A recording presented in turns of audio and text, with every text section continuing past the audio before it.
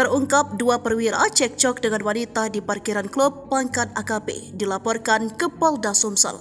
Dua oknum polisi berpangkat AKP inisial YS dan KA yang berdinas di Polres Banyu-Asin dilaporkan ke Polda Sumsel atas kasus pengeroyokan yang dilakukan bersama istrinya. Korban yakni MRA 20 tahun warga Kecamatan Ilir Timur 3 Palembang.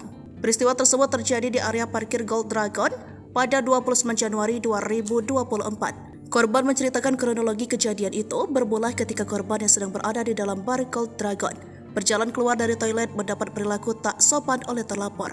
Korban melintas di depan meja tempat terlapor duduk. Saat itu terlapor disebut oleh korban menyenggol bagian tubuhnya sebanyak 3 kali. Ia tidak terima dengan perbuatan tersebut langsung menyiram terlapor dengan air mineral. Lalu dibalas oleh dua orang wanita yang bersama terlapor dengan melempar botol mineral hingga mengenai wajah korban.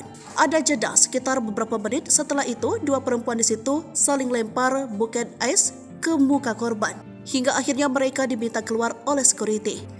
Keributan yang terjadi di dalam berlanjut di area parkir Gold Dragon yang mana terlapor bersama temannya mengeroyok dengan menjabak rambut korban dan mencaci korban dengan kata-kata kasar. Kuasa hukum korban Suwito Winoto SH mengatakan, selain membuat laporan pidana di SPKT Polda Sumsel, pihaknya juga membuat laporan di Propam Polda Sumsel soal kode etik. Pihaknya juga membuat laporan di Propam Polda Sumsel tentang kode etik. Suwito menambahkan, sebelumnya sudah ada upaya itikat baik dari terlapor untuk menyelesaikan perkara tersebut namun tak ada titik temu. Terpisah, dua oknum polisi pangkat AKP tersebut membantah pernyataan yang disampaikan oleh wanita berinisial M di klub malang tersebut.